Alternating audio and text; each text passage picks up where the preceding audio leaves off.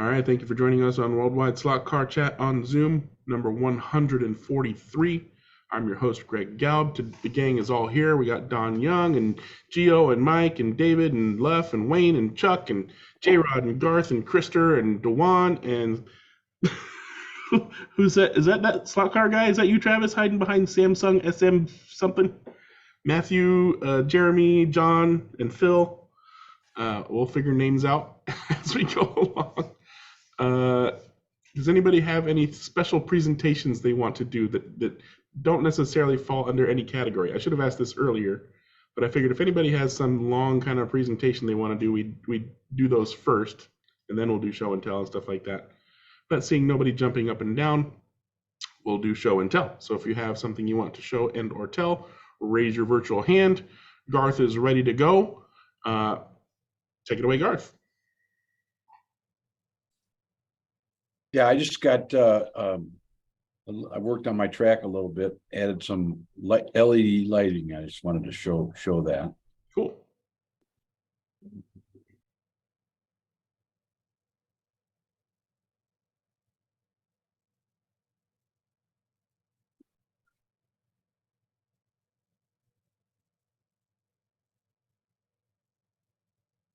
I assume you're doing a screen share. Yeah, I'm trying to. Here we go.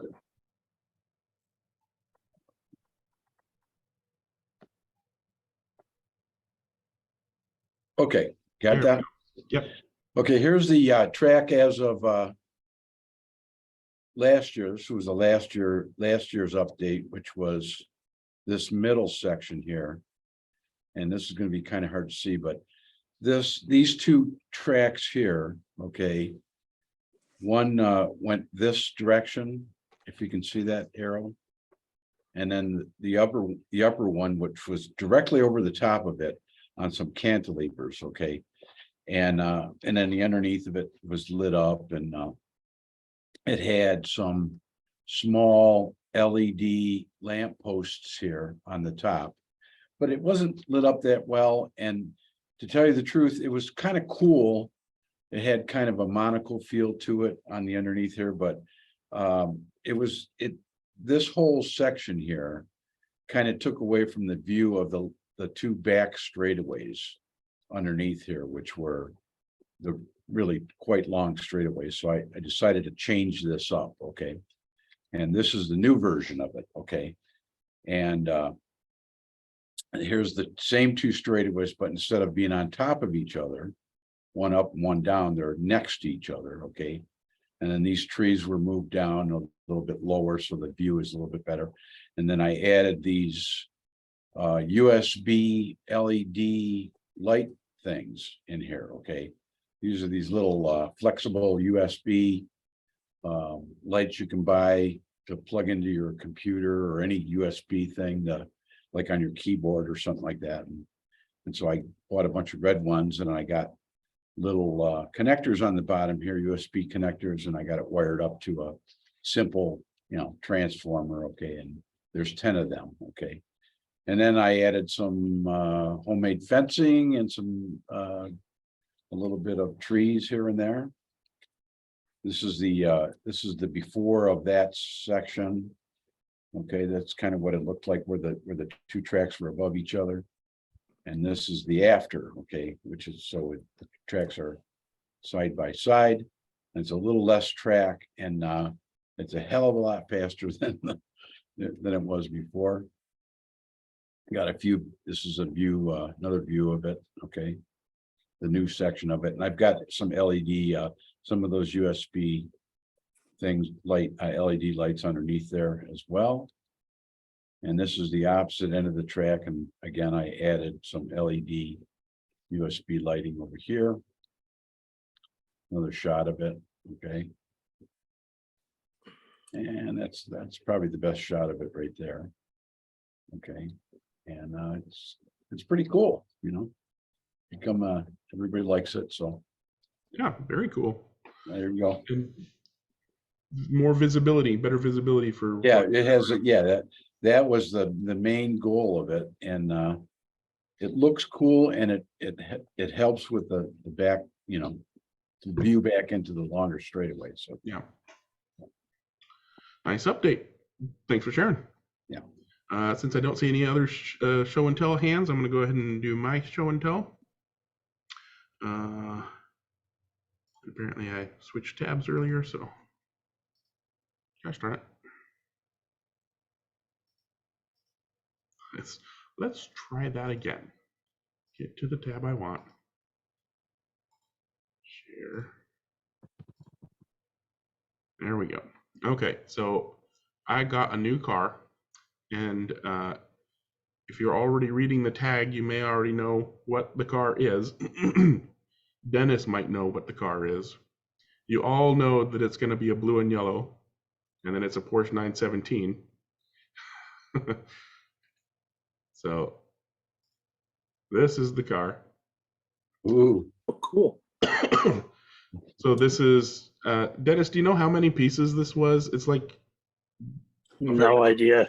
It's quite a long time back. So yeah, it's like 100 pieces or something like that. yeah, possibly. So I'm not sure how many they do when they do those kind of limited editions. well, I paid a lot of money for it, but less than the going rate, so I was okay. But yeah, can't resist a Sunoco, and it's a 917, and it's an NSR. So what are you gonna do? Is it a shelf queen, or are you gonna race it? I will put this on the track. There's no such thing as shelf queens. Whether or not I race it in anger with the guys, that I don't. But it's not a real race car. Exactly. So of course, some glamour shots. One thing I noticed is that the panel lines are colored in, which I thought was pretty cool. I don't know if they normally do that on their 917s, but notice that. And then a rear end shot and the obligatory chassis shot. So yeah, and it's our classics, so always great cars. The next part of my show and tell is a little bit of fun. This is what was called the Death Race car. This is Roger's Death Race car. There was an establishment before I got into the hobby. It was a I believe it was 4-lane plastic track, and the proprietor of the establishment preferred magnet racing. And so one of the races that he had was this death race where 2 of the 4 lanes are going in the opposite direction. And so last man standing. So it's Robot Wars. What was that? Robot Wars. Yeah. It's Robot Wars on Slot Track. Basically, yeah. So he designed this wedge-like thing, and as you can see, there, the crown gear is basically, stuck between 2 wheels and tires, and the motor's right there. Got a picture of the side, so very low clearance. You can actually see the top of the tires coming out of the top of it. These are like some Hot Wheels wheels or some HO wheels or something that he dug up from somewhere. He even had to cut out for the top of those wheels to make sure that they didn't rub on the underside. Better view of the top. So this yellow panel is just tacked in with a little bit of glue because he designed it because he assumed that the motors were going to burn out because of the high downforce that they were going with. So he designed this so that he could just pop that panel off and more easily swap out the motor. And as you can see, he's got this little alien driver there. This is the underside, of course. So he had a standard Scalextric wide bar magnet there, another one over here right behind the guide, and then another narrow magnet or like the shorter magnet here between the so the total magnetic downforce of this contraption, he said, was over 600 grams. And of course, the thing only, I didn't weigh it, but the thing probably only weighs, 40 or 50 grams, if even that much. So yeah, that was a thing that I did not partake in, and I'm not sure I would have enjoyed it, but I probably would have enjoyed watching it. Did you see it run, Greg? I've seen it run on Roger's track, but he's already taken the magnets out, so it doesn't run the same. But basically, it's the kind of car you can just hold the trigger down and watch it go around, and hope that one of the other cars slides out enough to use it as a ramp, and and then you win. And then finally, this is the current state of my garage because we're getting solar put in, and they required that the electrical panel have a 3-foot clear area around it, which it absolutely did not for the last 20 plus years. So I had to move my table and dismantle a whole bunch of shelves and storage and stuff. So yeah, I'm not going to be doing any home racing for a while. But you know, when that's all done and I start putting that together, hopefully I get the fire under my butt to actually get rid of some crap in the garage and get some more racing coming at my house instead of just going to everybody else's house all the time. So that's my show and tell. And now I see some more hands up. Mike, are you ready to go? Yep. All right. I am. Well, I was.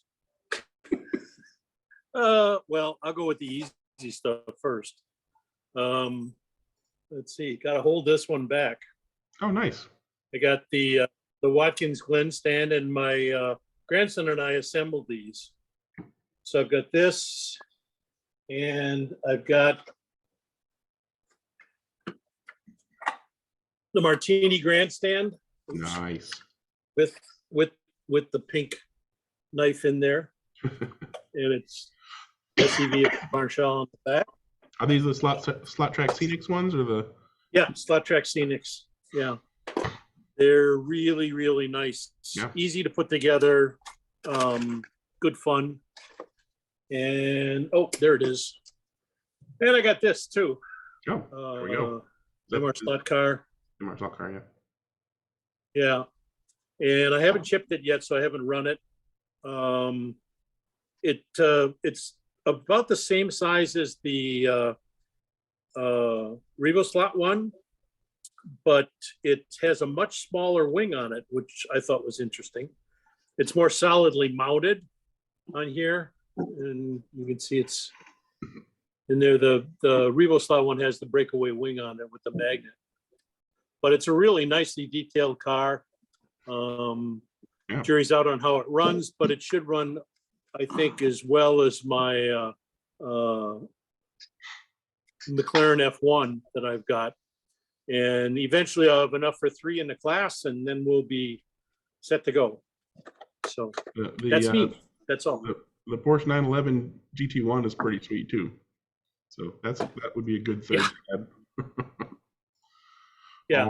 Alrighty, thanks for sharing, Mike. And Samsung SM F926U, you are ready to go. Hey guys, how you doing? Good. Good. So I'm new at this. So some of you guys probably saw my post. I was invited to this to be on the call with you guys. Tony Gonzalez. Hey, Tony.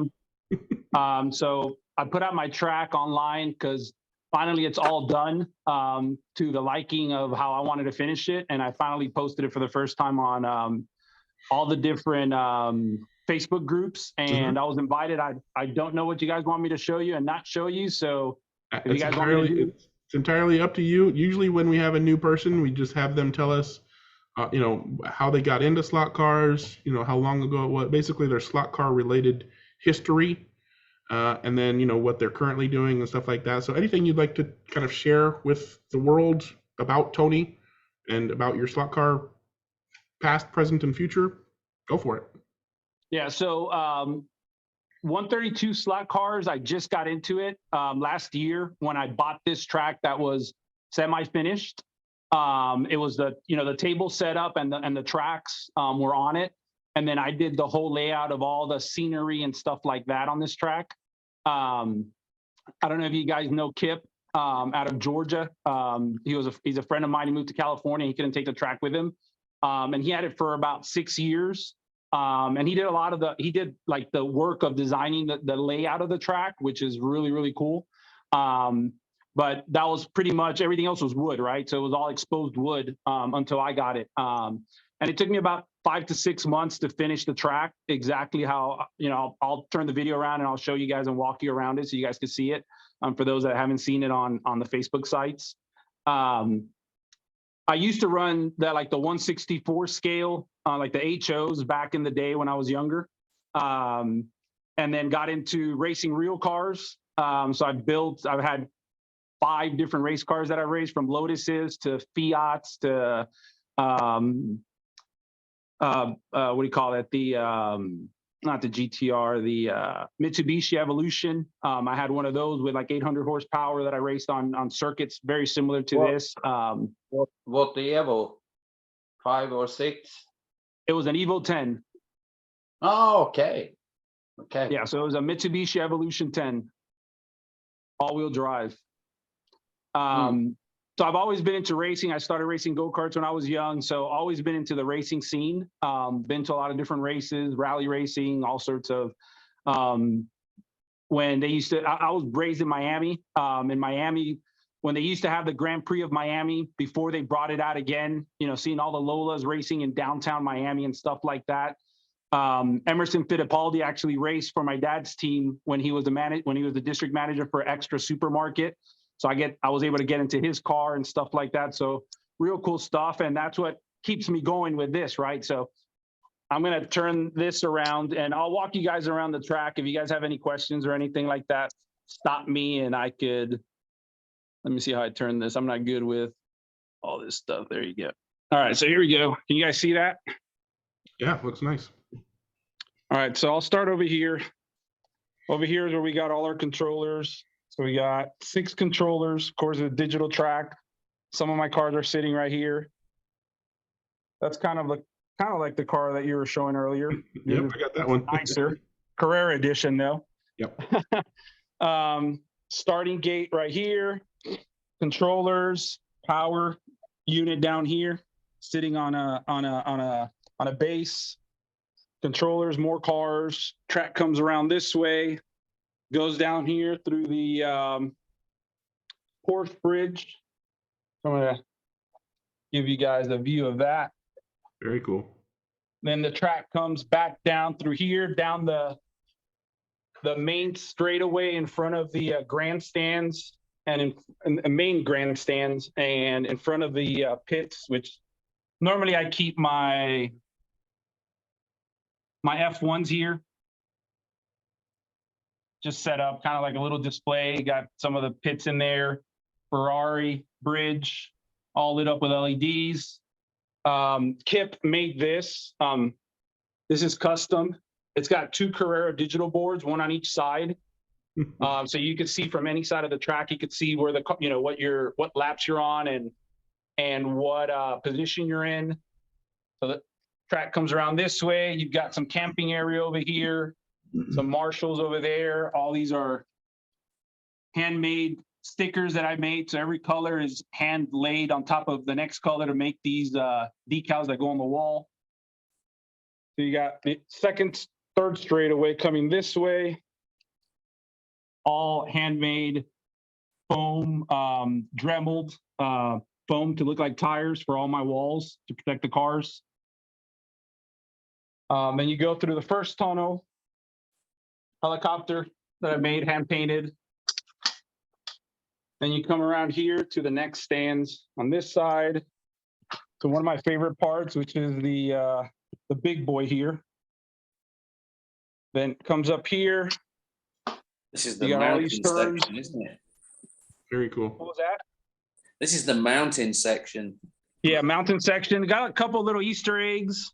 It's hard to see him. There's a zombie in there coming out of the tunnel because when you go so when everybody comes into the track, they could come up through this bridge, going through this tunnel, which leads you over to the other tunnel, so you get sight on the side of the track if the fans wanted to. And then so you got some fans over here that made it through the tunnel, like they could get trackside. Then you got more mountain area, another tunnel here. You can kind of see LEDs. And then it leads you back this way. So that's a safety car area. So when a safety car comes out, it has its own little kind of like pit area that it could come out of. There's a safety car there. Then you come back this way and back to the starting line. And then it all connects to that TV there through my phone. So it's all Bluetooth. So I could also hear everything that's going on the track through the TV. And then some wall stuff. Those are real race car parts over there that are autographed by the driver that drove those cars. just I'm a collector. I like all sorts of stuff. So just give me a little area so you can see what the rest of the basement looks like. This one was featured by Travis on that slot car guide on his channel recently, wasn't it? It was. Yeah, he when I posted it, he took it off of the different websites, and then he took the pictures and then he put it on his YouTube page, and me and him have been keeping in contact because he wants to do a live YouTube video of the track run, with the cars running around the track and stuff like that. Nice. Cool. That's a beautiful track, and just like Wayne, I've seen the video. I've seen Travis's video and on the Facebook groups and everything. Do you have a group of guys that come over regularly, or are you gonna get that going, or? Just I got a 20-year-old son and a 15 that sometimes will come down here. Normally I'm racing by myself against a ghost car. Well, it's always more fun when you got more people to race with. So don't be afraid to put the feelers out and invite some strangers. Yeah, I was surprised that I did get we got over 3,000 likes between the 3 pages, which is huge. And a lot of people asking, where are you at? I want to come race. I'm like, well, nobody. I'm surprised that, I live in Kennesaw, Georgia, which is like 45 minutes from Atlanta, that with all those people that are on those websites, nobody was from this area, which I'm surprised, because there's a big hobby store here that sells slot cars and stuff like that. But I don't know. We'll see. I'll let them know, see if they know people. I was gonna say it might not hurt to go to the hobby store and if they have a cork board, post a little thing that says, hey, if you want to come slot car racing, email me. go to my Facebook or email me or whatever you want to do for contact. Sometimes it helps. I got some racers in my area that way. Perfect. Was the track surface always painted before you got it, Tony? Yeah, it was painted. Yeah, he painted it with it's exterior flat. The paint that he uses, I have it sitting in the back of my basement. It's what do you call it? Primer with paint. So it's like the plus. I forgot what it's like, Bearer Plus, and it's exterior paint. Looks like it looks fantastic. I assume it's got good traction. Oh yeah. Not so like if you keep like the Carrera tires, you've got to really drive the car because it wants, on the turns, it wants to just slip out. Yeah. But if you get some nice tires on it, some like urethane tires, then it's like you could go really fast. I've got the Porsche on there if you guys want to see how it runs. It's up to you guys. Sure, go ahead and run a lap or two. Let me see where I can put the best op. Actually, let me see if here you could get I'll try to hold it and run at the same time and run the car at the same time. Do you keep your magnets in your cars? I do keep magnets on it. All right, let me get over here so you could see.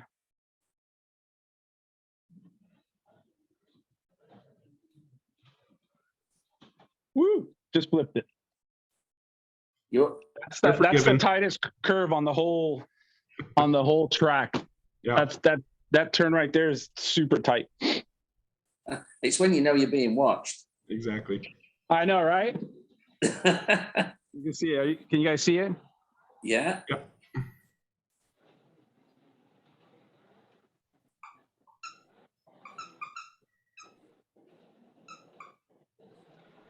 What's a good lap time, Tony?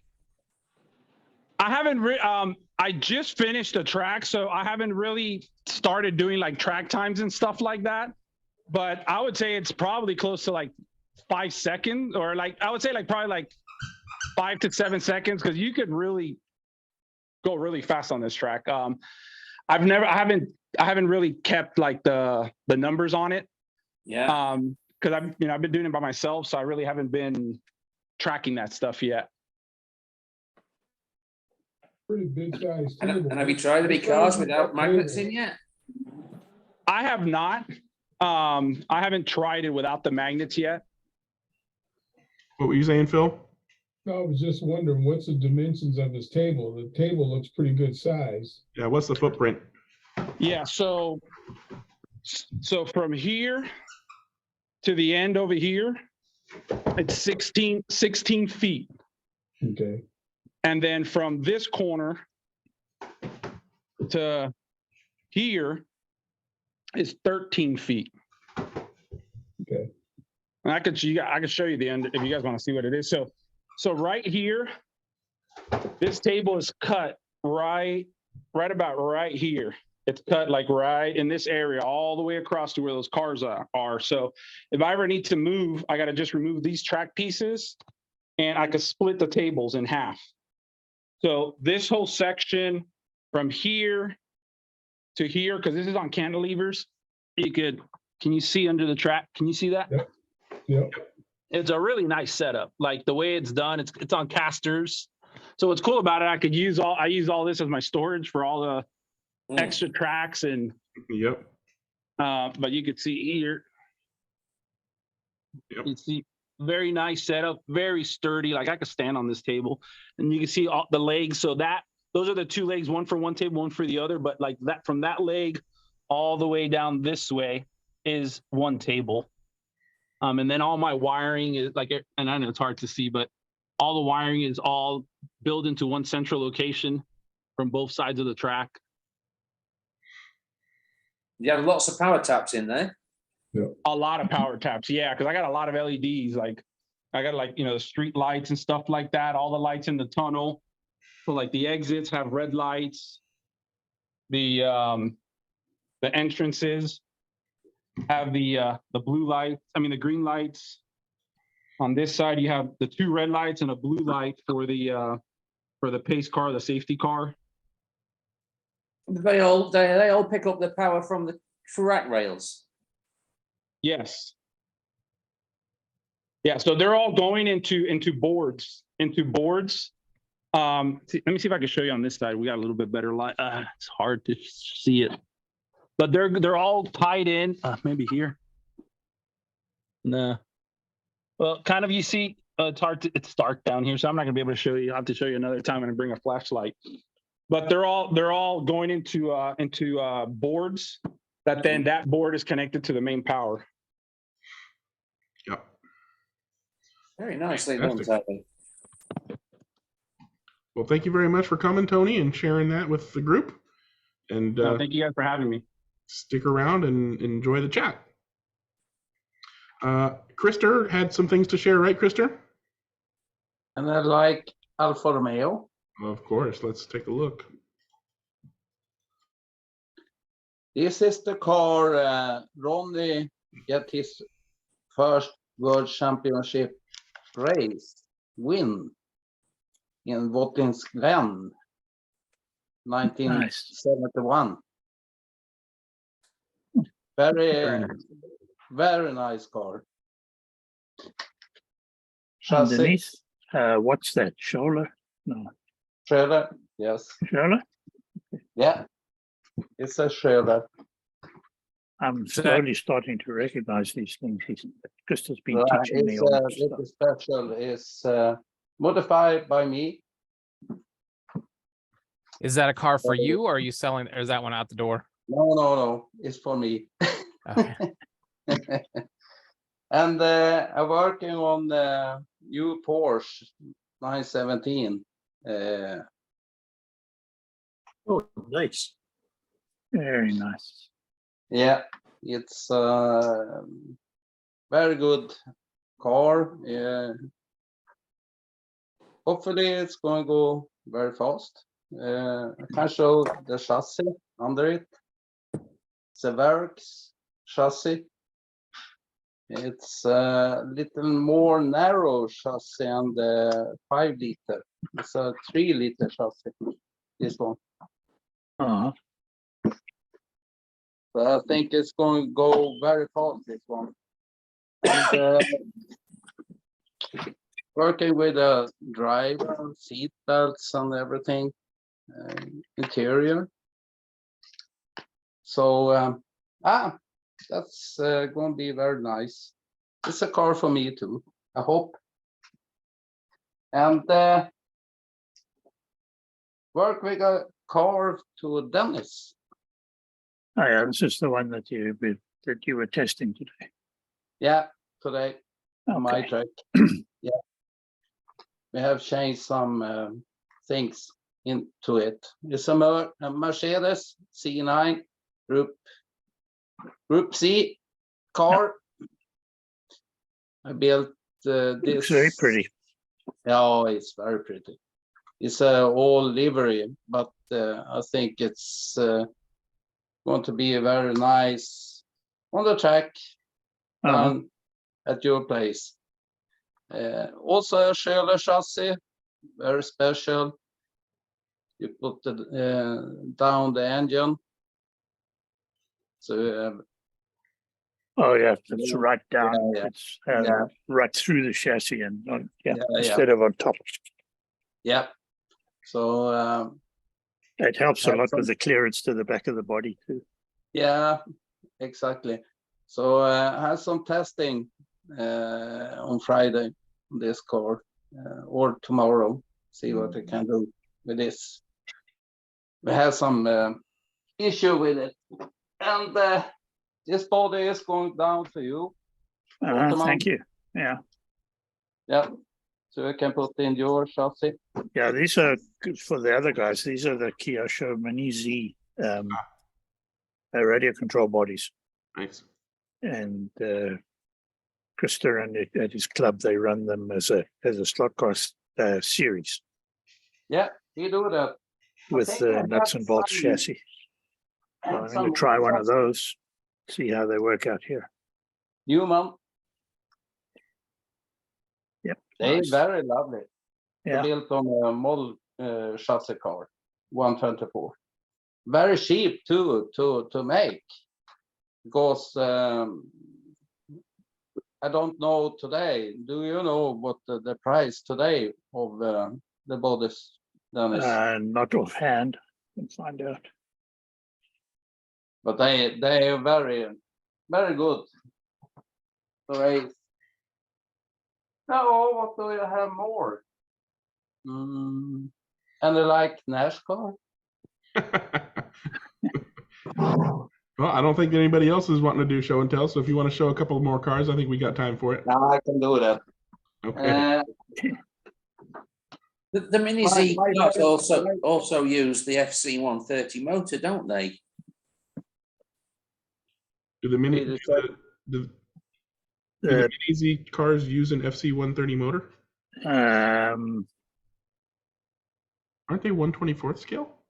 They're 128 scale, Oh, okay. No, but I they are think they do use 127. something like a 127th. 127. Of course. I have a team in Minnesota racing, and I think they are 127.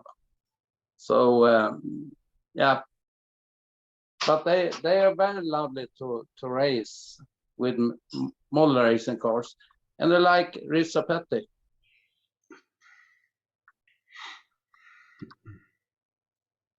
yeah, they are nice. What car is that? I'm a Torino Ford. Or Torino, Talladega. Don't go get him all. Very cool. Yeah, that's the Petty. It's the Petty Enterprise. Yeah. Or My for one me, doesn't look like that anymore. I built one of those years back when we had the right at the beginning of retro. We were still running a class with the old 36D motors, the really big Mabuchi motors, and I built one of those, but it doesn't quite look like that anymore. After you've run it around a king track and crashed it a couple of times, they look pretty secondhand. Yeah.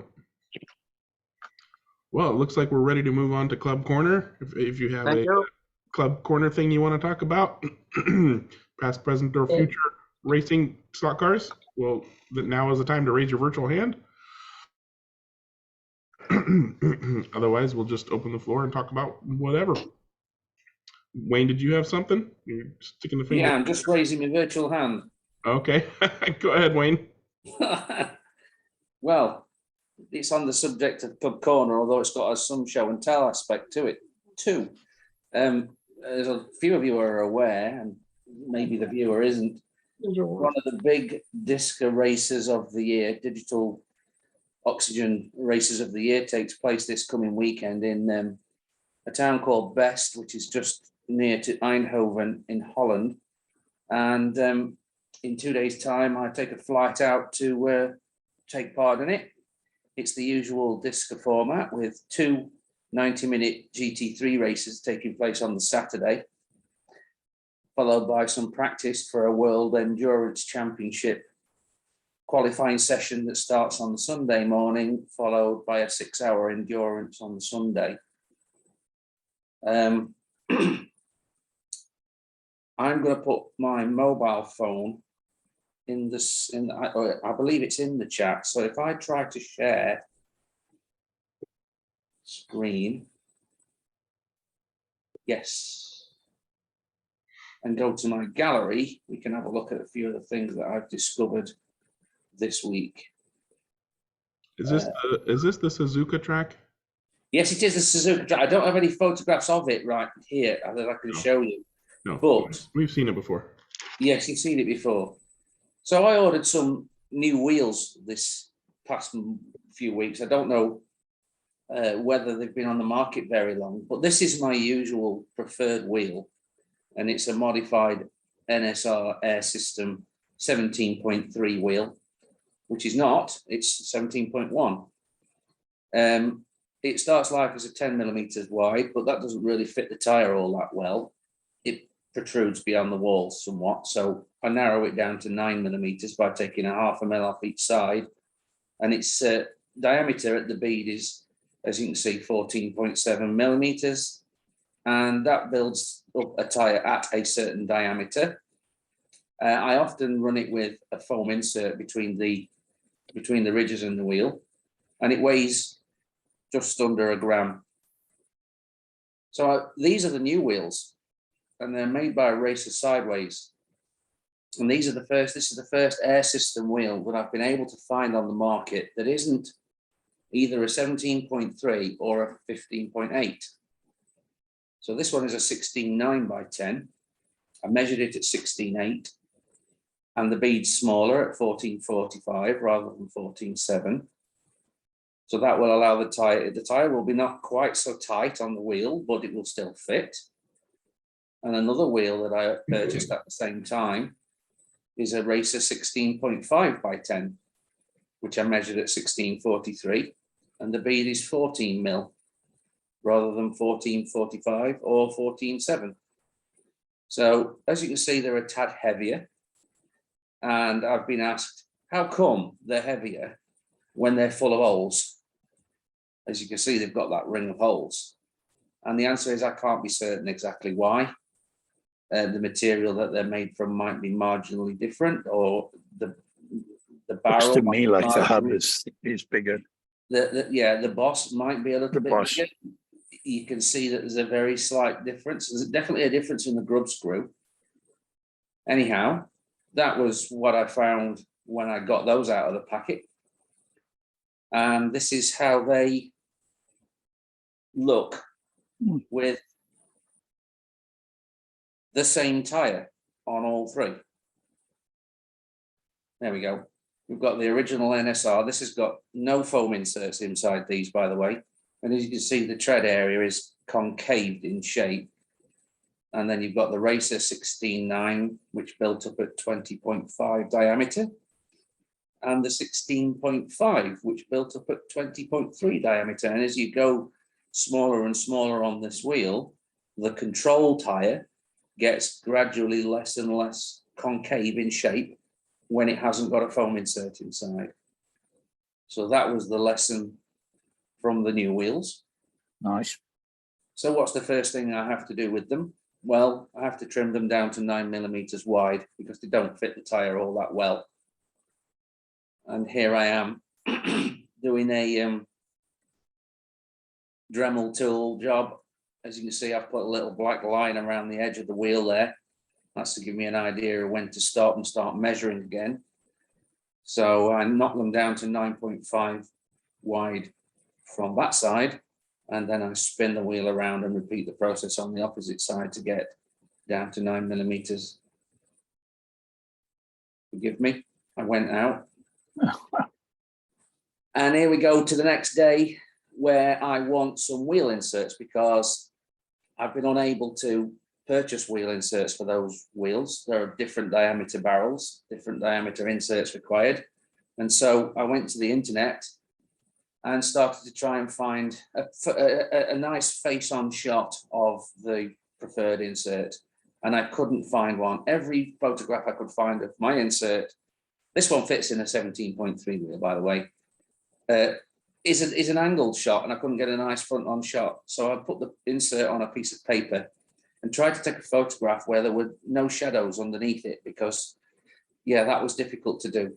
So I took a few shots and I ended up using one of these to print some on paper. So I have got paper wheel inserts, and I'll show you those when the photograph comes up, because these are just in time order. Of course, I have to move my focus to this body shell, which came away from the last event in several pieces. During the last event, it had to have its rear rubber wing hastily re-glued to the top surface of the body because it broke off the little piece that pokes through the hole. So I purchased a new rubber wing. And it came home in several pieces. So we're going to pay some attention to the body shell. This is what I disassembled all the bits and bobs in the back of the body shell, because there's quite a lot going on in the back of it. Oh, by the way, this is a Racer Sideways Lamborghini Huracan for anyone who's not familiar. And I decided we're going to remove some weight from the back of the body here. So this is a plan view look at the back of the body shell. Now, if you can see some material on the right that I've removed. And those little circular little wings that you can see there are actually places where you can stick a grub screw up through the chassis and make the body shell sit atop the grub screws. And I hadn't noticed this until I got this deep into this car, but it can sit on grub screws at the back here and here, and another pair that are underneath the front splitter in the front of the chassis. And none of these touch the small plastic protrusions when the car sat on the when the body shell sat on the body posts. So I've been running this mounted on its body posts, on its screws, but you can actually bring into play these other 4 contact points. Anyway, I decided I'm going to leave those in if I possibly can. And so I do some more work on the right and left side. Again, the right side is done. The left side is not untouched. It's already had some material removed. There's quite a bit, like I say, flanges and not flanges, but little trusses and verticals and all sorts of stuff down there that I just deemed unnecessary. So we removed quite a bit of that. Of course, I've been holding off from showing these photographs to you because I didn't want to show you in time so that Henry could do the same modifications to his car. If he now watches this show tomorrow, there won't be time for him to do the same, I'm sure. Exhaust pipes. These have already been worked. I've removed some material from there and I've dropped them back in the body shell, and those little holes on the extreme left and right fit over some pegs in the body shell. And I thought, nah, this is not enough. We can get more from this. So I opened up the exhaust pipes, made the apertures larger by drilling them through, and took those little bits of wing off. And this is what I've reinstalled in the body shell. Here's another piece that came out the last time it raced, these little 3/4 element vents on the back of the front wheel arch. One of those was found on the side of the track. And as you can see, I don't have a wing mirror. I need to install wing mirrors on this before Friday, and I'm desperately searching through the box They don't need to stay on the car for the whole race, but they do need to be there for the start. And I'm unfortunately struggling because I don't have that many cars to rob them from. So here we go. Here's another little, the piece on the left there has also fallen off during the race, and the one on the right managed to survive. So we've got that to put back on. There's many, many little pieces in these body shells, and the whole back end is a separate piece, and you can pretty much get that to come off if you're unlucky. So what I've learned is that additional fixing by reinforcing the seams and joints with glue is necessary if you're going to go and do digital racing with these things. So yeah, we glued that thing back on the left side over there. And then I went to play with some new axles I got in the same order. Well, this is the axle that was in the car last time it raced. And it tells you how long it is, what manufacturer it is, and it weighs nearly 2 grams. So then I got the other new ones. And this is a titanium one, which is a little bit longer, but I thought I'd buy it as long as I possibly can, because then I can always cut it to where I want it. And it's a little bit longer, but it weighs less. So what have we lost? We've lost 0.8 grams. That's worth having. And then I opened a slotted hollow steel, because I've been told that a steel slotted hollow weighs the same as a titanium. So I needed to prove that, and so evidence suggests that it's pretty much identical. And then I went to another axle that I'd found on Pendle's, and it's an Avant slot axle, and lo and behold, look at the weight in that one. It's a whole gram lighter, or more than a gram lighter than what we ran last time. So I have the question, I've had to throw out the question to a few selected individuals who are from the chat. Has anyone got experience with these axles? Do they bend? Do they break? Can you put one in an endurance car? Can you use it in the rear? And the answers I've gotten back so far suggest that it is a done thing to put these in the rear, because I'm nervous, I'll be honest. I have cut this one down to 55 mil. It was longer, I think. Yes, it was. And yeah, one very, very light axle. So 2 of those have gone in the car. Crossing my fingers. Here's the car, how it was at that time. As you can see, I've managed to get the rear axle into it. Most of the work is on the body shell. But for those who have watched the video on my YouTube channel and have seen this car before, the changes that you can see today are that the motor pod has been changed. It's now no longer a 1mm offset, it's a 0.5. And that's because with the new wheels, I expect, I'm almost certain that the ground clearance underneath the motor is going to be lower. And there is a regulation for that, and it has to be 1.8mm above a tech block. And so to be able to achieve that, I need 1.8. Yeah, 1.8. It's quite high, isn't it? Yes, it's quite high. Well, these motors, you see, you drive a bus under there. You could drive a bus under there. And I actually have the motor pod. If you look in this area here, you'll see that there are some shims between the motor pod and the chassis. So the motor pod is actually higher than the chassis. So the only thing that affects the height of the motor is the diameter of the wheels, or the tires actually. So that fixes the height of the motor. The chassis and the body shell can all then be lowered by installing those little red shims that you can see there. Those are actually silicone washers. The group are very familiar with those. Mr. Slotcar, unobtainium in the UK. Thanks very much to Mike Mao for sending over some from the States. The other change I wanted to mention right here is that the lighting chip was alongside the guide on the far side of the photo over there at one point. And this blob of, I'm going to call it black tack, it's like blue tack, but not it's black, was installed over here to counterbalance the weight of the lighting chip. But I was never completely happy with that solution, and the car was over the minimum weight that way. But because I've taken some weight out of the body shell, I intend to get the lighting chip into the body shell and off of the chassis. And I've also got some of these Thunderslot sponge springs, and I've had them for months and months, and I've never put them on a car.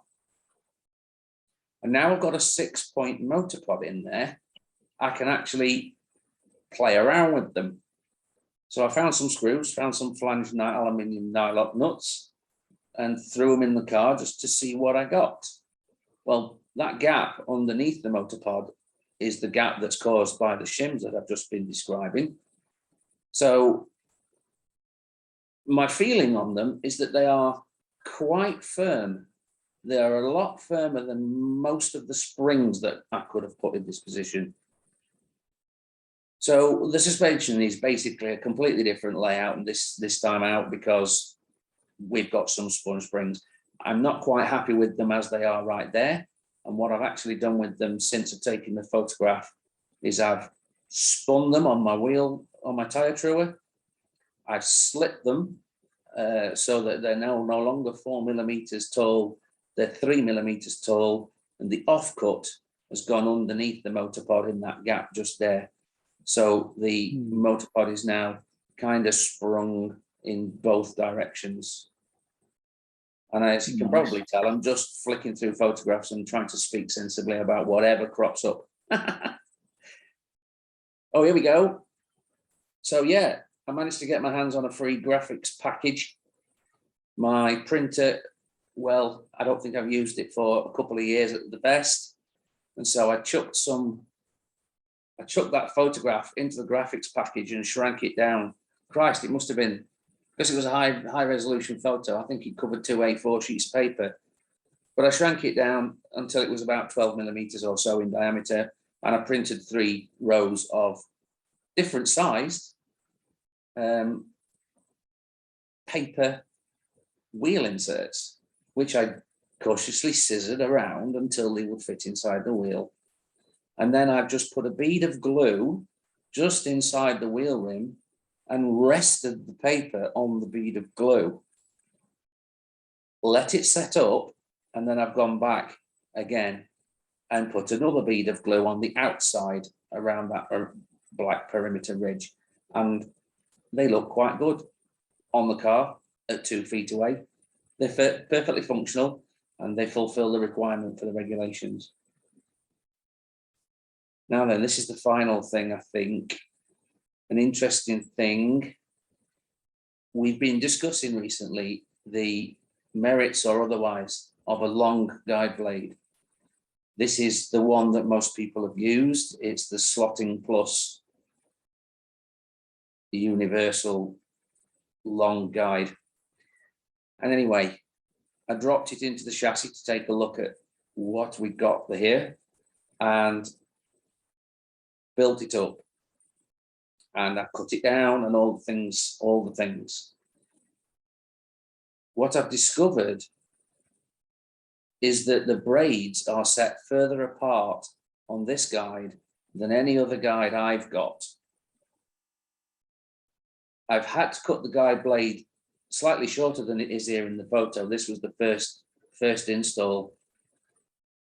At the back edge of the guide blade there, you can see my infrared LED, and that's required for changing lanes. And I can't have that. I can't afford to have that being invisible to the receptor in the track. So I've cut that another millimeter or so shorter than it is there in the picture. And I cut the front just a little bit because it's nearly poking out the front of the chassis. It's that long. So as opposed to a 20 millimeter long guide, I've now got a 27 millimeter long guide, and the braids are further apart. Now, it wasn't the work of a moment to install this guide, because one thing that happens when you put the supplied M2 screw into the top of the stem is it expands, and it expanded quite significantly and to a point where it was binding in the chassis.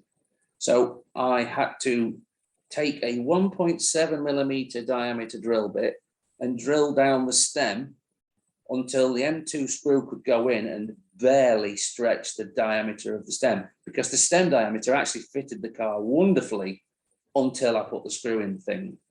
So it took quite a lot of very careful effort to get that to fit properly. Now, have I got more? Yes, I've got more. As you can see, I've just chamfered the front a little tiny bit.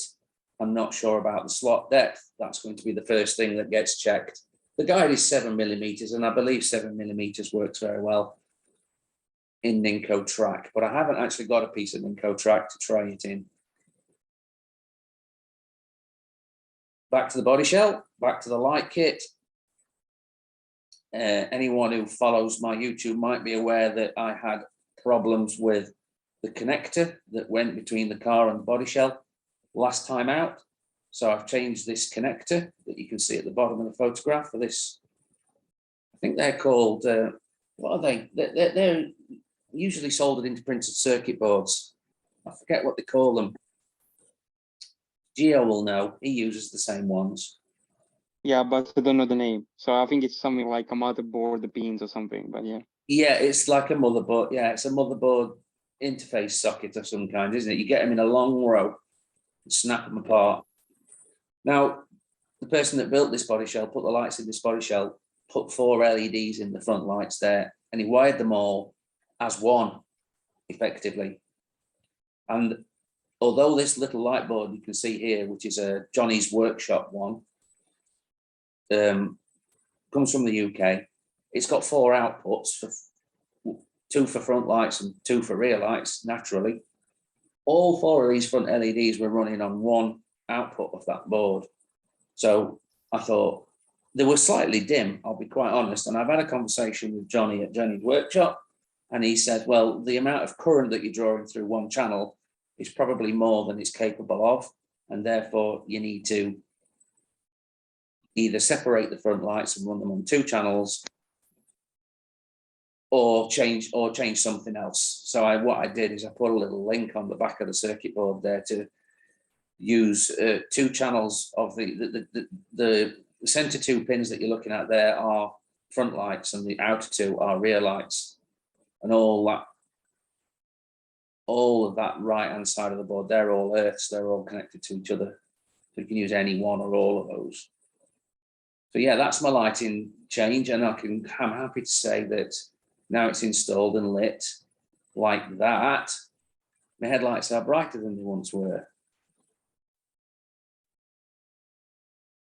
So yeah, it works.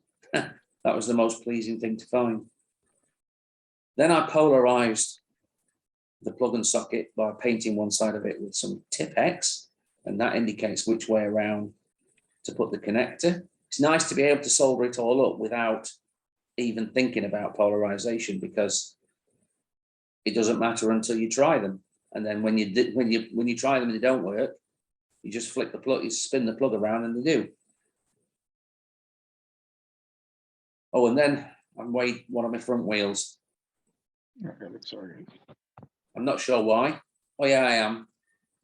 Yeah, it's a plastic wheel, and I wanted to know what the weight of a plastic wheel and tire combination is compared to an aluminium one, and I didn't photograph the aluminium one. The minimum weight for the category is 85 grams, and there it stands, completed this afternoon, with my paper wheel discs in the front there, look, in the back, sorry, but not there in the front. I might actually go and get some more and print them and stick them in the front. I like them that much. I hope that Tamar qualifies you for running that car because of that inserts, man. They look ugly. Get rid of that. You don't like that? Man, I mean, it's a fugly actually. Yeah. And also, even the wrong insert that you have, it's not the right one for the Lambo. I don't care. Yeah, I hope that Tamar cares about that, man. It's a race car. The front wheels are not the stock front wheels either. I think they might be actually Scalextric branded, the ones that are on there. That's where I put the light chip, and it's central, so I don't need to counterbalance the opposite side or anything. And it actually sits between the front suspension screws on the motor pod, the 2 front motor pod suspension screws. it hangs in between them. So although it looks like it's probably very high up in the car, it's not. It weighs 1.9 grams, that circuit board does. And it's actually just behind the digital chip and in between the suspension screws. And the minimum weight for the body shell is 19 grams, and we're at 19.4 with the 2 gram lighting chip in there. And I've done nothing else in terms of body lighting. All the windows are OEM. All the vents and grills are all there, are OEM, not replaced by mesh or cloth or any other alternative materials. The only work I have done is the stuff at the back. And then that's unnecessary video. We're ready to go. Wayne, the light kit does not interfere with the cap from the chip? Sorry, the light kit doesn't interfere with the what's it called, the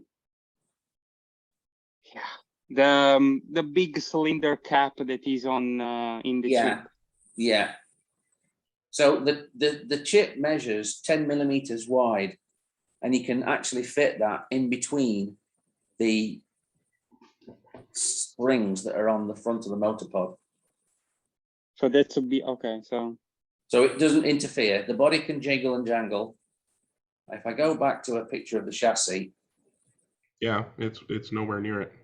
The cap is just above you can see that I've put the ferrite man straight on the circuit board. This is a little unconventional because it's often on the motor, but as long as it's in between the output of the chip and the input to the motor, it doesn't really matter where it is. So I like to put it straight there on the board, and it actually sits in that central area between those. It drops in every time. It doesn't interfere with the nuts at all, or the stuff below it. So it's not insulated, huh?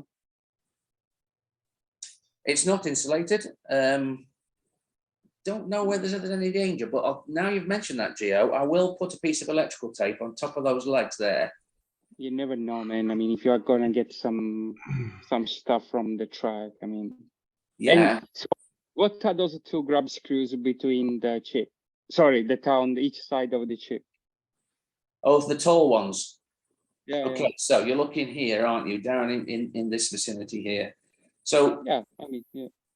My teammate has a 3D printer, and what he's done is he's 3D printed some squares that make it and glued those to the chassis. And what they make is effectively a nut. And because that's screwed to the chassis, he put these vertical grub screws through a little chip hat that he has.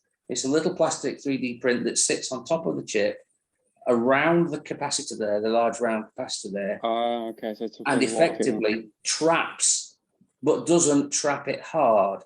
What he does is he backs this screw up, and neither hole has got a plain through hole. It's threaded in both holes, the top hole and the nut at the bottom there. So he sets them up in the cap just right, and then he screws them down into the nut at the bottom there, and he puts this hat above the chip. And what that does is it allows the chip room to jangle, which the theory is that if it jangles a tiny bit, but then it will preserve it in the case of crashes and accidents, and will reduce the likelihood of vibration damage on the chip. Personally, we've got one car that's running that little hat all over the top of the chip, and that's the LMP1 car. This one's got the capability, but I've mounted this chip on double-sided foam tape, 2 layers thick. So I've got suspension for my chip because the foam pads have got a certain amount of vibration absorbing and damping to them. So they are redundant, but they are still in there. That's all I can tell you about those. Mm-hmm.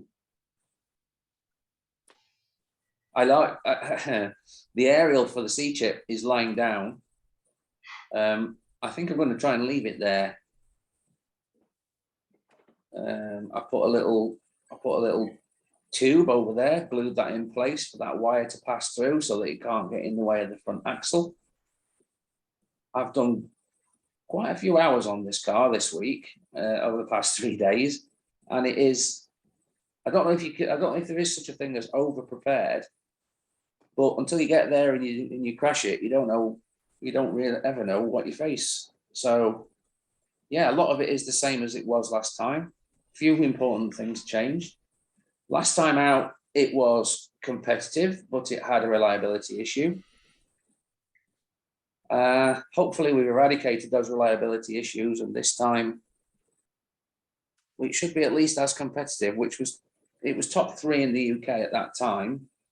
And now we're taking it against some of the same competitors from the UK, plus the Dutch.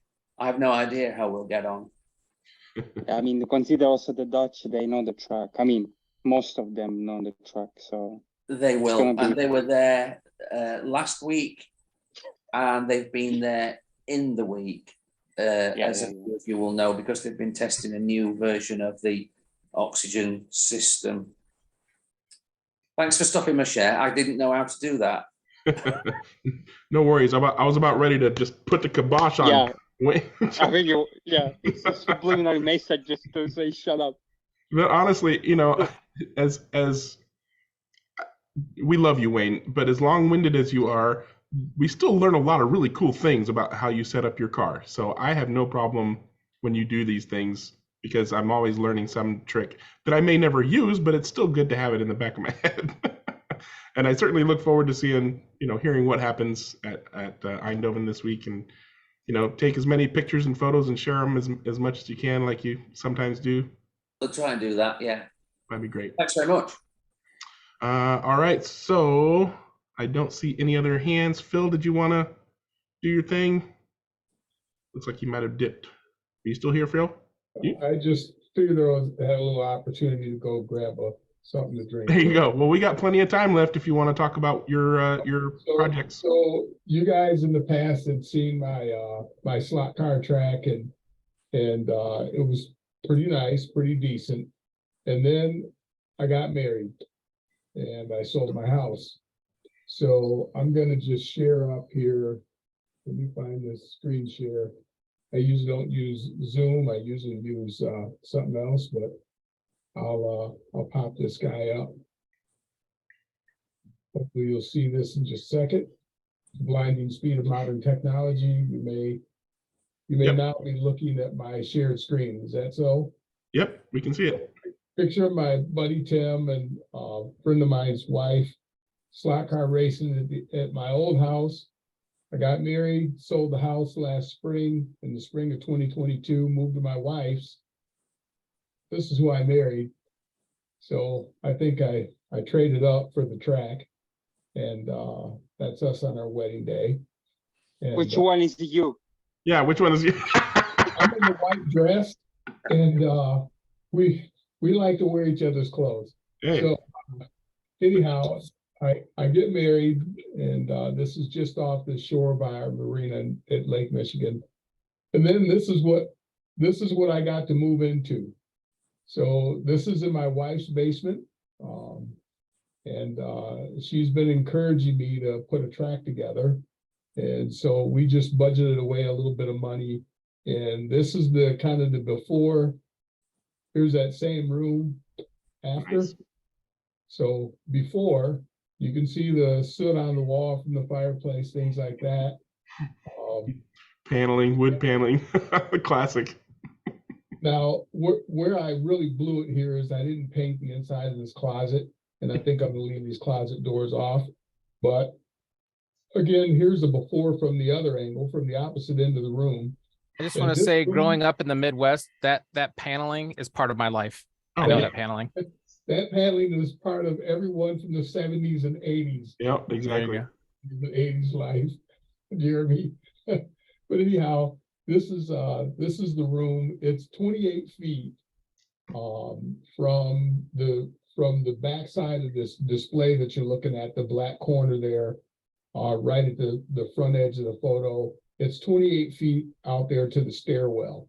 It's about 31 feet to the actual wall back there where the photos are sitting. in this room, at the area of the fireplace, it's only about 12 feet and a couple of inches, but the room itself, the width of the ceiling here to the actual door facing here, where you can see this door, it's 14 feet across and it'd be 28 feet of space. So now there's a door there that goes into another side of the basement. That'll become phase 2. But I'm going to throw a little test track in here. So I plan on taking a few photos. Maybe I can come on and share them with you guys just to see a guy who's resurrecting this slot car hobby. It hasn't been completely latent. I have purchased at least 8 of 10 of the 2021 catalog of individual cars from Scalextric. I know, don't go down to Scalextric, sucks. Fine. They're good cars, they're fun, and they're easy. So I have slotted, and I have a few other, hobbyist brand cars that are more components, more adjustable, interchangeable pieces. But I like the Scalextric stuff, so I bought a lot of it. That's what my track is, and I own several Scalextric tracks. So this space to be in the future, you can see at this point, I still had a roll of carpet to throw down. I got to do the stairs and stuff. Don't want to bore you guys forever. Here's the chaos that's on the other side of the wall. At the other end of that 28-foot room, there's this 34-foot by 14 room, and this wall over here goes out to that 28-foot room. So at some point, this chaos will turn into another slot car room. And then I'll be able to put something together that looks somewhat like the track that I had before, but I will change the layout in the future. So that's what I've been up to. It really could have been a kind of a show and tell, but no, that's fine. Yeah, you can also see here at the back of my display. Right now, the layout might be something like this. I think I just pulled another window up. This is AnyRail. It's a piece of software that really is for train layout modelists, but they do have a couple of slot car track collections in them. You can see up here they have Aurora. This is like the old model motoring stuff, Scalextric, and Polycar. So the AnyRail software that I'm using for track design is actually still in development, still in great support. And as a matter of fact, I sent out a request because the power base they had was a C7042 like this, which is a half straight. And I said, hey, Scalextric's got this Art Pro power base and it's full straight. And they just added this in. I got an update. I hadn't opened this software in a few weeks. And about, maybe like 2 weeks ago, I sent them the suggestion and boom, next thing I know, they're still adding track pieces and things. Obviously, they're doing that if they're doing polycar track, but at some future time, if you guys want to see what AnyRail looks like, that's the deal. I'll just delete these real quick. It does have some 3D view stuff in it. I'll give you a real quick look at that, and then I'll get out of here before I extend this time. But this is a 3D view of the same layout. And then if I go back to the 2D design view, this is what it is. So it's pretty cool the way it can just do stuff. And I haven't really figured it out, but you can do 3D rooms and everything in it. So you can really get some nice designs and such out of it. So that's the deal, guys. Just wanted to tell you, hey, you from time to time see me pop in and then pop out of Worldwide Slot Car Chat. And I sometimes wonder what happened to people when I see them online and then they disappear. So there'll be some club racing that will happen on this. And I've already gotten a few guys here, which is 60 miles away from where my house was with my track. So I've been soliciting a few people and they've been asking now, hey, how long before you do some slot car stuff? So awesome. Couple more weeks. All right, that's it. Thanks, guys. Try and stop my share here now if I can find my gallery again. I'll stop it for you. Thanks, sir. All right, thanks for sharing, Phil. And Nate Jones, have you been on before, Nate? Actually, I have. It was probably 8 months ago or more. Okay, that's I've been why trying to get back into the Zoom chat, and every time I check, it's either the time's off for me or I'm working or something else is going on. So I finally schedule. I put on my reminders for tonight, and then I looked and it had already gone by. So it was like 6:30 here, and logged in here, and I had to update my laptop and everything, and I finally got logged in. So, well, you're here. Did you have something you wanted to share or talk about or ask about? yeah, well, I'd been working on this track, and it's right behind me. I'm gonna show you guys. Ooh. Yeah. I'll put the Oh, link in nice. the chat, but let me show you the detail.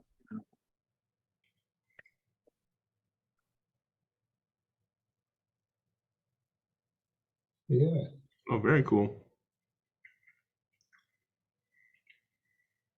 So I got the controllers, holders, and I got cup holders, and showing a detail on the track. I like how you painted it all. Yeah, it took Yeah, me it a looks while, kept redoing it. Wasn't happy with it, but I finally got the pattern right and the striping. Had redone that a couple times. Well, also paint has better traction. It looks more realistic. Yeah. But yeah, it's been quite Is a it project. wood or a plastic sectional?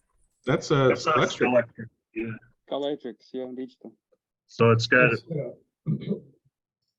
a bunch of different layers and mostly some plywood and some cardboard glued together, and so lots of manual construction. Where are you located? I'm in Appleton, Wisconsin.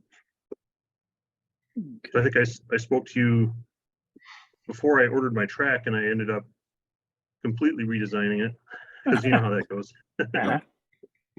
Yeah, so First track is almost never your last track. yeah. May I say that I hate you guys in the States because you have such a huge basement. Not all of us. So, most of you, I'm so freaking green of envy, man. Oh, I agree Yeah, but with you're you. in So, Europe where you I'm- only ride a train I'm for an not in hour and you Europe. can I'm race not with in 100 Europe. guys. Gio's in New I'm Zealand. in New Zealand. I'm in New Whatever. Zealand, but it's the same. Yeah, fuck.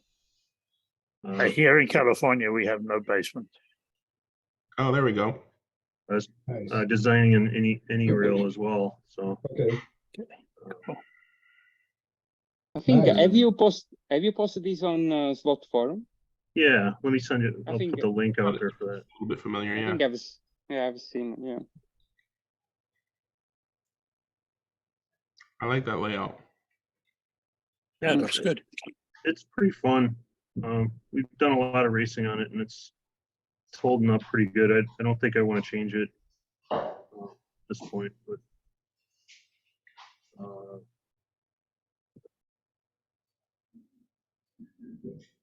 You dropping that in the chat right now? Oh yeah, there you yeah, go. there you go. Cool. And then I have a YouTube. I have like 4 videos, and one's pretty nice. I did one of the probably my best car. That was the Aston Martin. So I was able to get a pretty good, at least for me on this track. I think it's pretty amazing. I got like a 6.9 second lap on that with this car, and I was did a lot of modifications to it to finally get it to go pretty good. And I was kind of going over that in that video. Talk about your YouTube channel. You said, okay, well, you're gonna have 6 subscribers here when I click this. Yeah, But, I'm like super popular there. yeah. Well, it's weird. I'll tell you about your YouTube channel. The amount of content is growing because of guys who have these regular online sessions and regular slot car channels on YouTube now. And I did a 5-minute video on guardrail like 2 years ago. Looked at it the first month and it got like 30 views. Probably 10 of those were me. I looked at it the other day, it had like 975 views. So Nate, watch your YouTube channel. You'll probably end up with a lot more views than you think in a short period. It'll just happen. So just a little thing. Well, you'll probably get at least a few more after people are watching this one and hit your link and check out your videos. Yeah. So thanks for joining us, and hopefully you can come again in more often. Yeah. Thanks. All right, the floor is open. Does anybody have anything they want to bring up? I would just ask Nate, what kind of paint did you use on your Scalextric Sport Track? I'm sorry. Can you repeat that? My wife just called me. Yeah, that was good prioritization. Anyhow, what kind of paint did you use on your track? Did you use like a latex? It's just latex. Okay. Yeah. Okay. Yeah, just gray latex, 2 different tones. I just followed advice that people had put on the forum, and it worked really well. Okay, nice. Maybe I'll do that with mine. I've never painted track, and when I do this new layout, I've got plenty of track I could paint some and still take it out. Yeah, it's easy to patch, but you just got to make sure you don't put any tape down. Even the painter's tape, don't do it. No. Unless you're really careful, it'll peel up. Yeah. What about your rails? How did you? I just masked over them. Okay. Okay. Yeah, you can use either like a 1/4-inch tape, painter's tape, or you can just cut around them. Okay. So you're just saying that on the painted surface, don't put any tape down. Okay. Yeah. Yeah, that's right. I wasn't real clear on that when you said it, but okay, cool. Yeah, because the borders are wood, so those don't have a problem with tape. Yeah. Okay, cool. Nice. Thanks, man. Yeah. Guys, I used Krylon Fusion for plastic, but I used the primer first. I did mask off all the rails in the track with frog tape. I don't know if that's available for everybody, but it's like a green tape and it's a painter's tape. It's supposed to be really sensitive. So I did mask everything off with that. And then I used the Fusion. I did 2 light coats of primer gray and then went over it with a soapstone, just a light coat, just to give it a little bit more traction. And then did 2 different colors of gray, up to you. But I haven't had any problems. I've only had maybe just 2 or 3 little trouble areas, but I think it just gave it character anytime it had any imperfections. Yeah. Okay, cool. Yeah, I use Plasti Dip on a bunch of aprons, and that's held up good. But of course, the aprons, they're not getting near the wear that the actual racing surface would. So, it's just curious about if anyone had done any Plasti Dip for a whole track.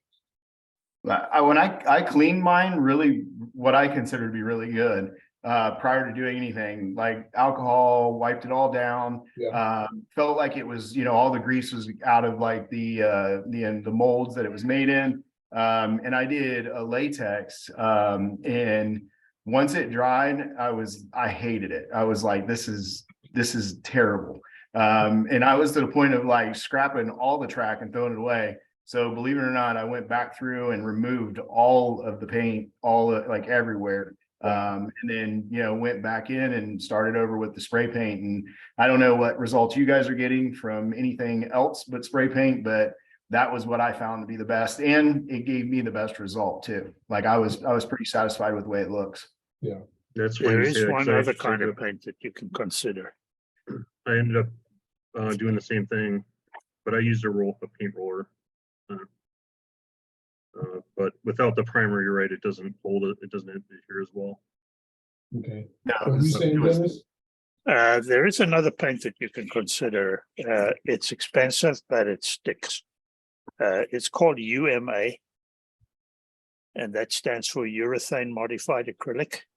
Okay. It's made by a company called XIM, which is part of Rust-Oleum nowadays, I think. But if you go and look for it, the only issue with it is number one, it's white, so you have to tint it. But it actually is a primer that is made for hard to cover or hard to paint surfaces, and it goes down onto plastic track really well, and it doesn't come up. The only problem is it's $40-something a gallon, but you can buy it in quart cans these days. Originally, when I bought mine, you could only buy it in a gallon. And it painted my track, it painted Stan Smith's track, it painted my second track, it painted, I think we painted like 3 or 4 tracks with that gallon originally. Yeah.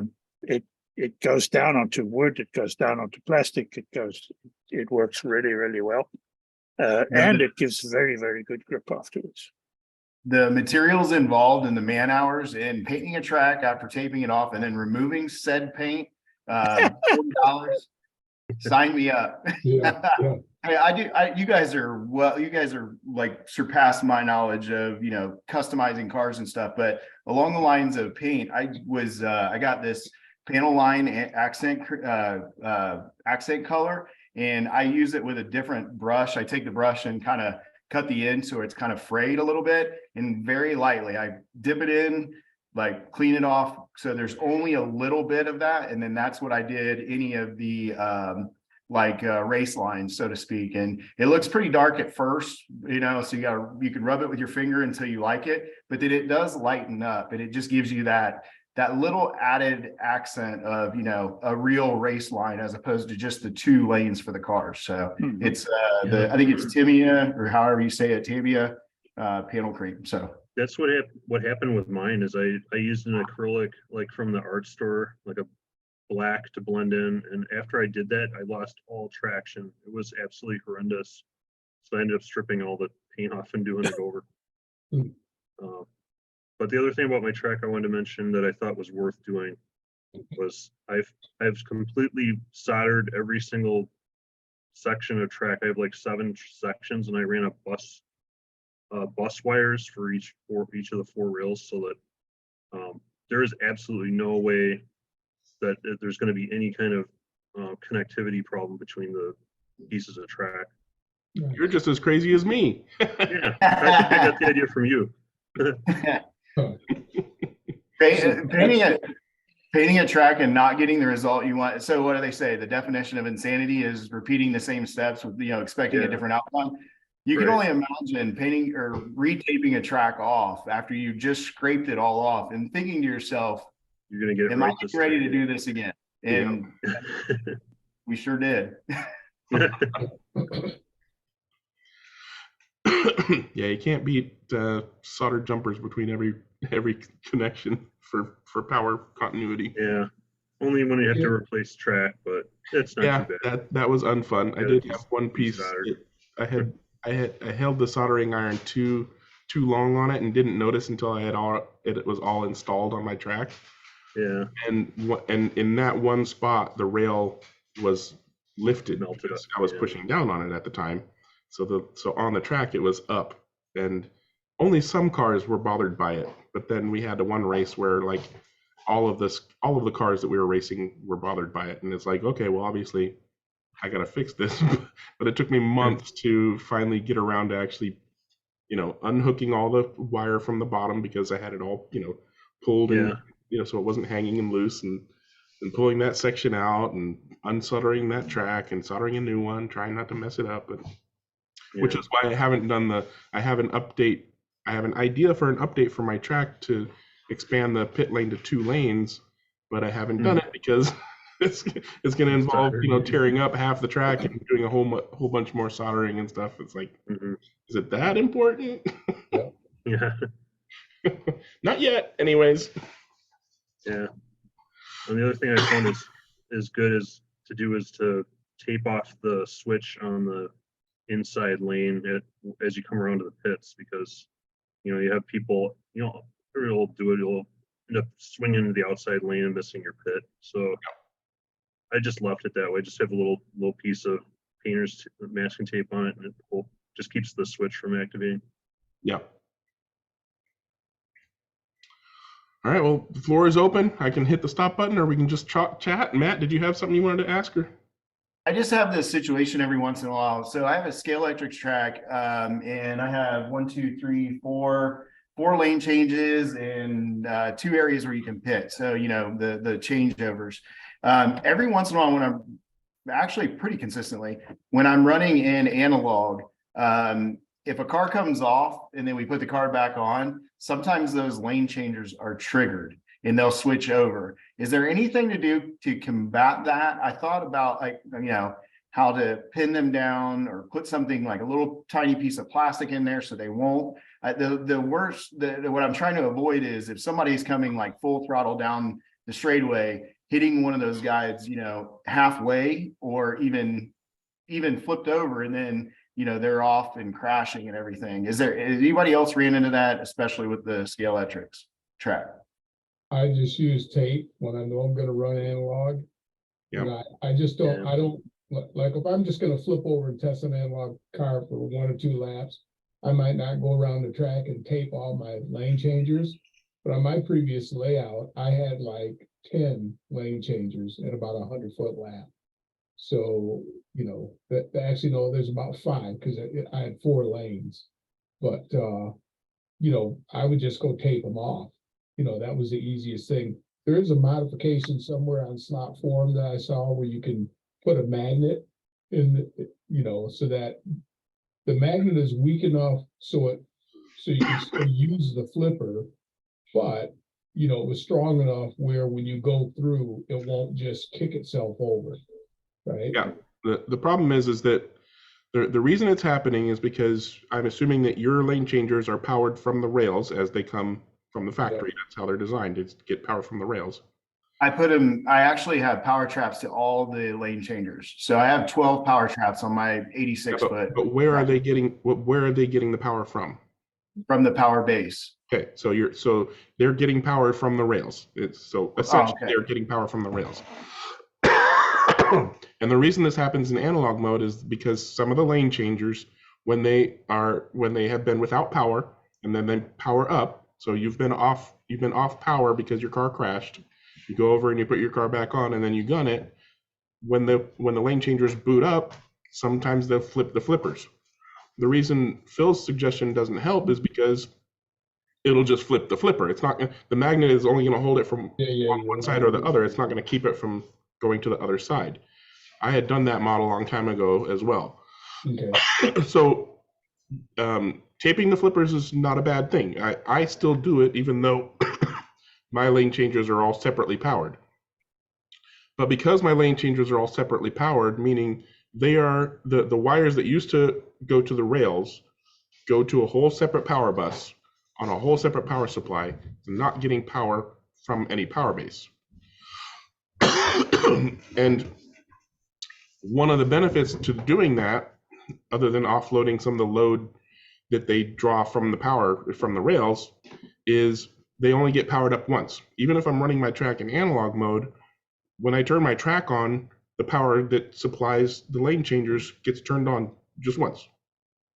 So they've already booted up. So even if I'm running in analog mode, they're not powering down and booting up and powering down and booting up. But I still tape a couple of them because, excuse me, one of them is a curve lane changer. So sliding cars will push the flipper, right? In analog mode, obviously you don't want that.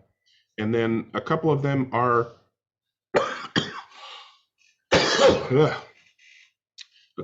close enough to previous turn that a waggling car can move the flipper. So I tape those flippers to the side as well. So basically when I'm running my track in analog mode, I've got 3 or 4 lane changers with the flippers taped to the side so that the cars only ever go straight. Then I have to remember to take the tape off when I switch to digital. Yeah.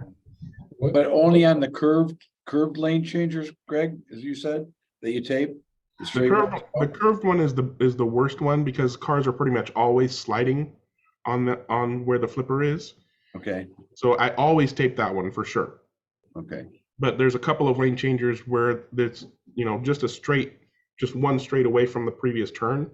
So if the guys are coming out hot, they're side wagging and they'll. Okay, so either on a curb or close to a curb. Yeah, there are a couple of lane changers that never get moved by a passing car. So if you had a big track that had a lot of lane changers and they were farther away from any curves, they were in straightaways, you could do what you're suggesting, have separate power to them and never have to tape shit, right? Correct. Okay. Yeah. And it's really only an issue for Scalextric Digital because all the other systems either have a spring return for the flipper or a mechanical return for the flipper. Scalextric Digital is the only one that uses a solenoid for straight or turn. So it's the flipper is basically loose. It just gets by the solenoid. Yeah, that's a thing too. And it, you know, I hadn't done the mod, Greg, so you know, I was only speaking about that mod, that there's someone who tried to figure that out with magnets, but you know, you would still have that problem. And even down long straightaways, I mean, it's possible that, you know, somebody's having a problem with their car and they just happen to put their car over a lane changer that's in a straightaway. It's not that if you power the lane changers separate, you're guaranteed they'll never flip, because they are just laying loose. You know, there's no pressure on that little triangle that flips back and forth. There's no pressure there, Garth, even when it's been powered on a separate power supply. It just works much better in a straightaway. So what I usually do is I just have little pieces of blue painter's tape, and I just tape the ends with blue painter tape. And that way it's easy for me to identify that tape is there later when I want to untape them to run digital. It's just quicker, right? The painter's tape peels off fast, so you don't end up with a bunch of glue residue and stuff in your braids. And So you just do it on all of them, or just certain yeah, ones? I just go right around the track with a roll of blue tape in my hand, and I just tear off a little corner, put it on the flipper so the flipper doesn't move, and I just walk around the track doing that. You know, to me that's one of those assurances. But yeah, okay, it took me, you know, a minute and a half, 2 minutes to do that. But it's such a small amount of time to just know when I'm racing analog, I'm not going to have a problem. Because when my track goes back up, I may try a 2-lane digital track for a little while, just for the fun of it. I mean, with only 2 lanes. But usually what I do is I fix my track up and I put 2 ARC Pros on the track. I've reversed 1 ARC Pro and cross the wires up. So even though it's, you know, if I put them both in, the ARC Pro, they would both be, the actual power head would be hanging out to one side. But I flip the ARC Pros around and then I cross the wire so that 1 ARC Pro actually runs in the opposite direction of what it comes out of the factory box. And then I have an inside track and an outside track like this right here, right? Right here, if you put 2 ARC Pros, the goiter here would be hanging over both sides. But what I do is I have 2 ARC Pros, and I can run 4 lanes of analog, or I can run one of these as 6 cars on 2 lanes, right? But I've also got an analog lap counter, right, from TrackMate. So I have my light bridge there, and I can put my 4 lanes in analog mode, and I can run TrackMate software and run analog, so we can race in analog. And then when I want to race digital, I just run digital on 2 lanes. And I do that because there's only 6 cars in the Scalextric Digital setup. And if you have 4 lanes and you've got 4 racers and you're running digital, everyone just goes to a lane, and then you don't have the fun of the traffic and those types of things. So, but I just take them off. It makes it way easier, right? Just tape it, be done, then go pull it and be done. That's what I do. Matt, that's what I would do. So I'm not right any more than anybody else, but I just found it's more sure than hoping it doesn't flip.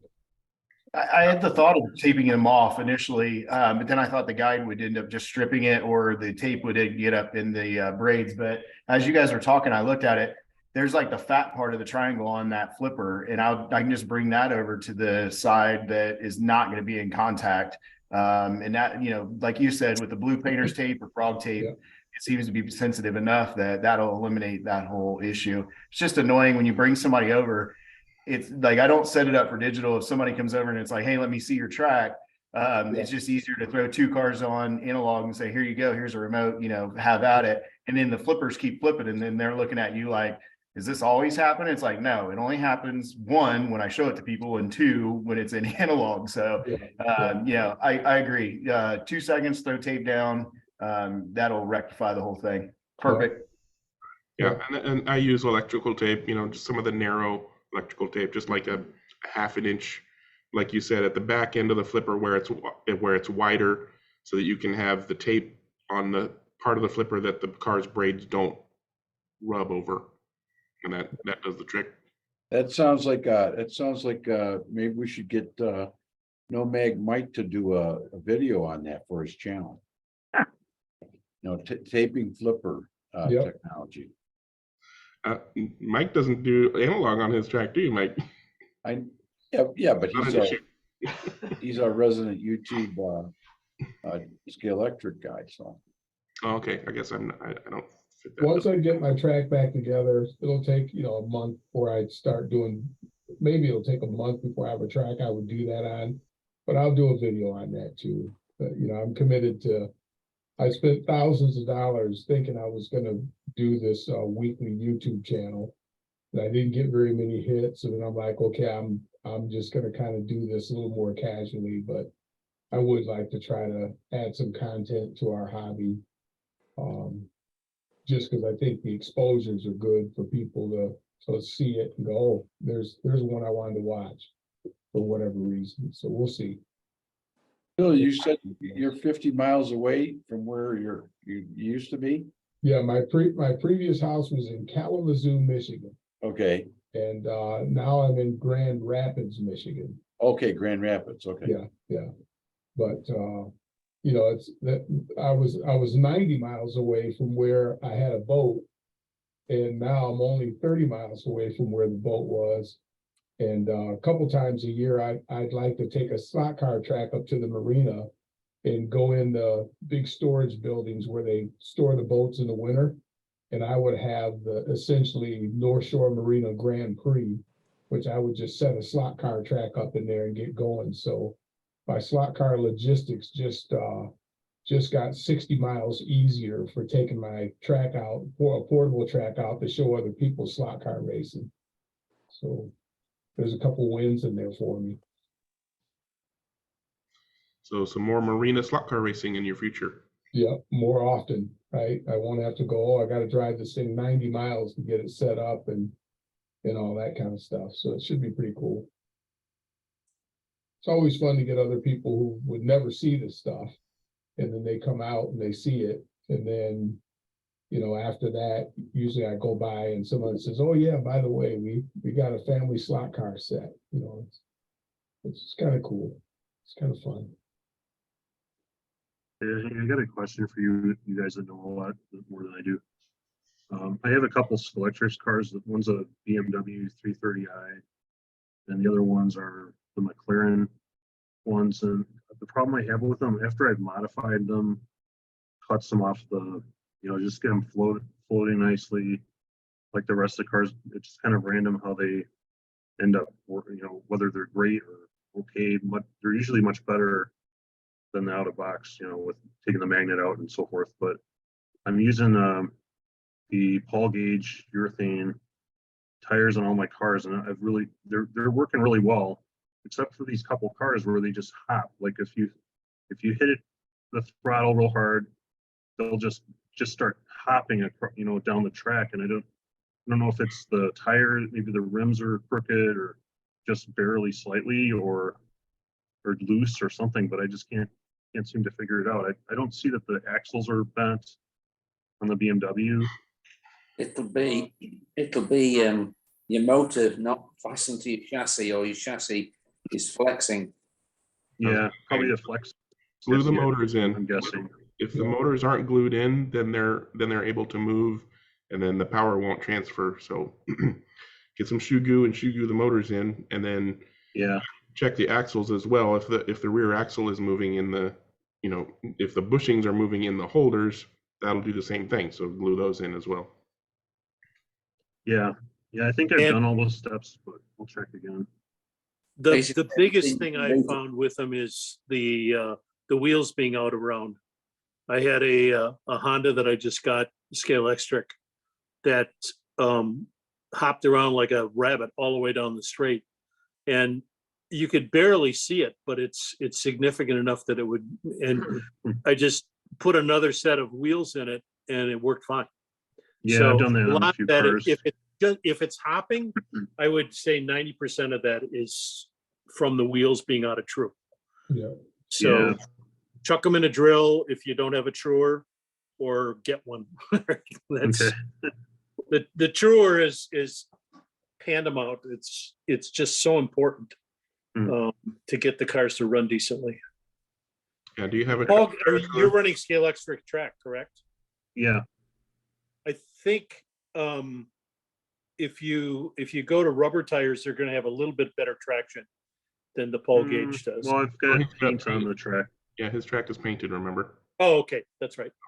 But rubber might still hook up better. But yeah, if you don't have a tire chewing machine, then get one, because that's basically you could do nothing else to a Scalextric car other than true the fronts and rears, and it's just a complete. Yeah, I take a piece of plywood and just pull over the track, and the PVC tubes that I have on my controller to the controller holders, you can just press them in, and the throttle will hold it on, so you can work on it. But I know it's probably nothing compared to a truer as far as accuracy. If you have a steady hand, you can do it that way, but usually you're just making a smoother egg.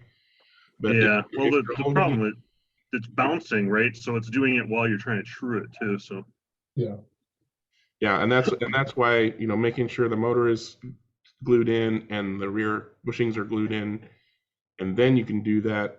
But I you know, you shouldn't do that anyways, because you might burn out the chip, because you have much stress on the chip. But if you're you gotta, like I said, steady hand and just hold it so that the wheels are just barely kissing the sandpaper, and then you know, for minutes, right, and then a little bit lower. You know, one of the guys in my digital club never got a truer, but he had that steady hand, and he could just do it on sandpaper and had the best tires of all of us. But I don't have that kind of hand.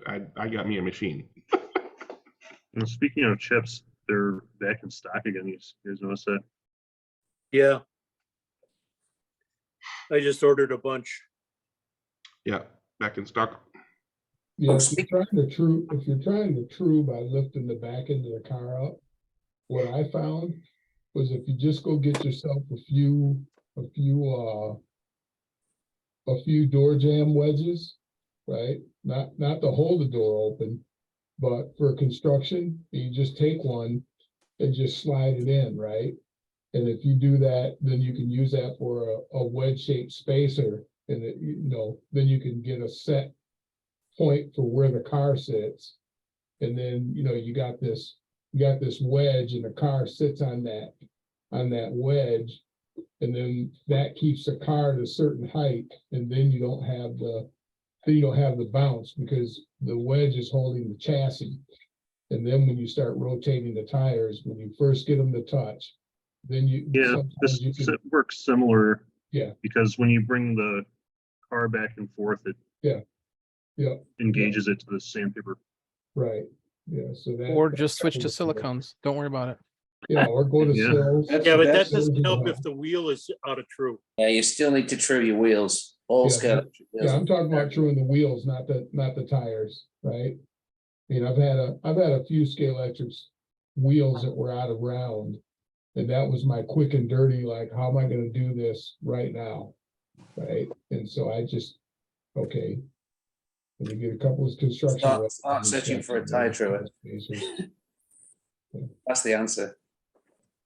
Yeah, unfortunately, right now the only readily available machines are the the RSM from Overdrive, which takes forever to get here because it's from Germany, or the MSR, which is. I know something that I learned something watching a YouTube channel this week, that the CG slot cars tire truer, the 3D printed one, you maybe remember it from a few chats back. It's had a delay in production. The motor that was on there was a 380 size motor and wasn't up to the job. So they've redesigned, and they're going back into production with a bigger motor on it. There is another one. I noticed Chris Walker had put a post on the SlotForum. I don't know if he did it at Home Racing World too, but oh, I mean, there's other machines, but I'm talking specifically about the kinds that can do Scalextric and Carrera axles. Electric axles, yeah, in one. Yeah. Yeah. Because otherwise, Yeah, if you're replacing, if you can use one of those other machines like a Huddy or Scalauto or whatever, then you're already replacing all the parts. And so yeah. No, I like the one. I like to be able to do the Scalextric axle in one. I mean, where it's especially needed is those. Even though most of what I do is on alloy wheels and whatnot, I still like the fact that I can do. In fact, I am preparing a Scalextric car for an upcoming event, but that's a future chat. Yeah, or the other solution is just to throw your Scalextric car away and just to buy other stuff. Or actually, no. Throw all the mechanical part from Scalextric car and just use the bodies. Just use the body, yep. Yeah. Hey, Wayne, at your endurance race, if you think about it, try to take some pictures of the cars after the race. Let's see some of the carnage. I'd love to see it. Unfortunately, the quality of the drivers at this event will be pretty good. The teams are not made up of 5 drivers like they are at the 24-hour.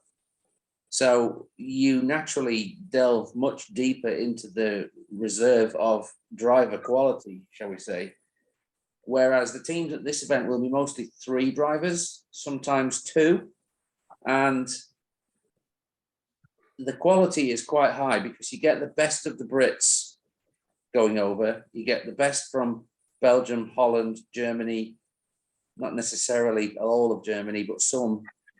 And the quality is quite high. And the track is interesting because it's a 6-lane digital track. And the field spread, okay, I think there's 14 capacity on the driver podium. The driver podium is the limiting factor, not the track size. Wow. Nobody runs 6 or 1. Everyone runs between 2 and 5, although you always get marshaled to 6 or 1, depending on where you come off the track. But it is quite a penalty to get back to your preferred race lane, which might be one of the middle ones, 3, 4.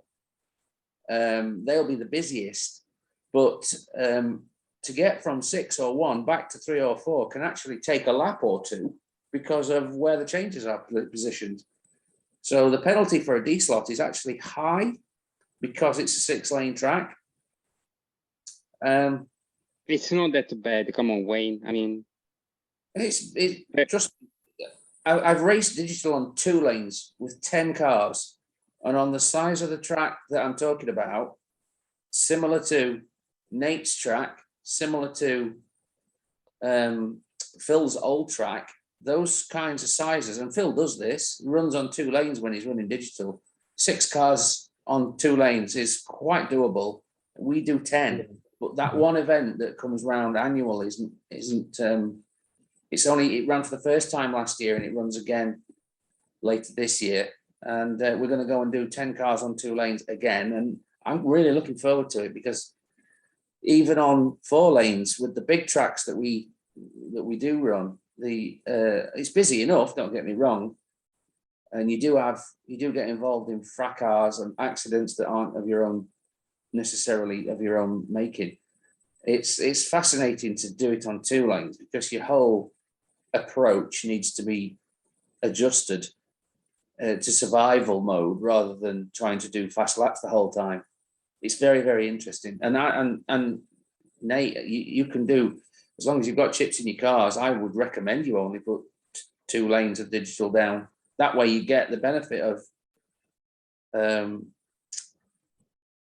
meeting traffic, catching other cars. Yeah, we've had some 6-car races, and it's been a lot of fun.